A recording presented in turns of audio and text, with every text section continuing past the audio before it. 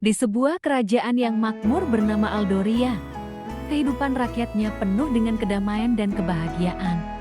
Kerajaan ini dipimpin oleh Raja Edmund yang bijaksana, yang memiliki seorang putra bernama Pangeran Lian.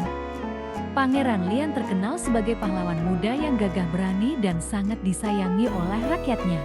Suatu hari, kabar buruk menyebar dengan cepat di seluruh negeri. Seekor naga raksasa bernama Drakon telah bangun dari tidurnya yang panjang dan mulai menuju Aldoria dengan niat jahat.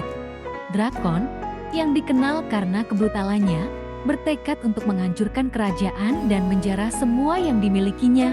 Raja Edmund memanggil Pangeran Lian ke ruang tahta dan berkata, "Lian, rakyat kita dalam bahaya.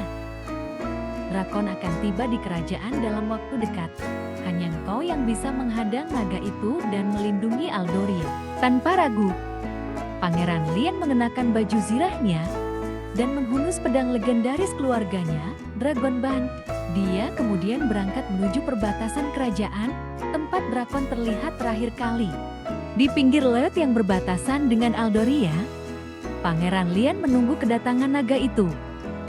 Tak lama kemudian, suara gemuruh terdengar, dan Drakon muncul di cakrawala, menghembuskan api yang memusnahkan segala sesuatu di jalannya. Pertempuran sengit pun dimulai.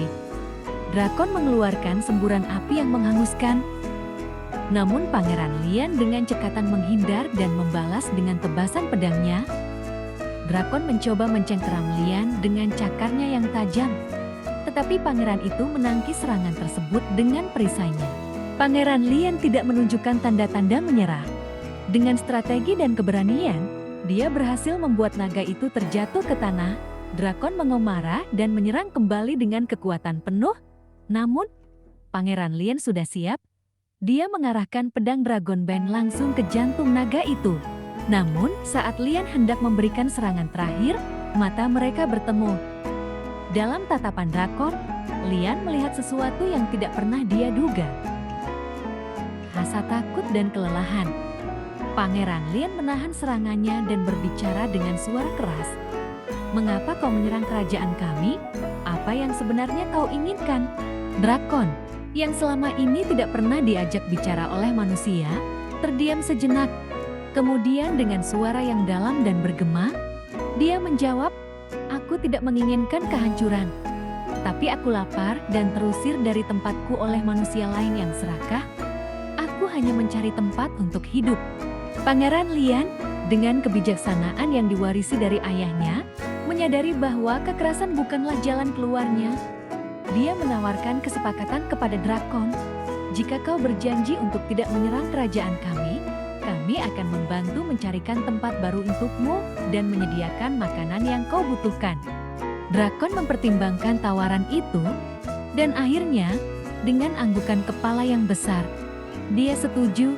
Lian mengantar naga itu ke sebuah lembah yang subur jauh dari pemukiman manusia, tempat di mana Drakon bisa hidup damai tanpa mengganggu siapapun. Pangeran Lian kembali ke Aldoria dengan kabar bahwa Drakon telah pergi dan tidak akan kembali menyerang. Raja Edmund dan seluruh rakyat menyambutnya dengan sorak-sorai dan pujian. Lian tidak hanya menyelamatkan kerajaan dari kehancuran, tetapi juga menunjukkan bahwa keberanian sejati adalah kemampuan untuk mencari solusi damai di tengah ancaman.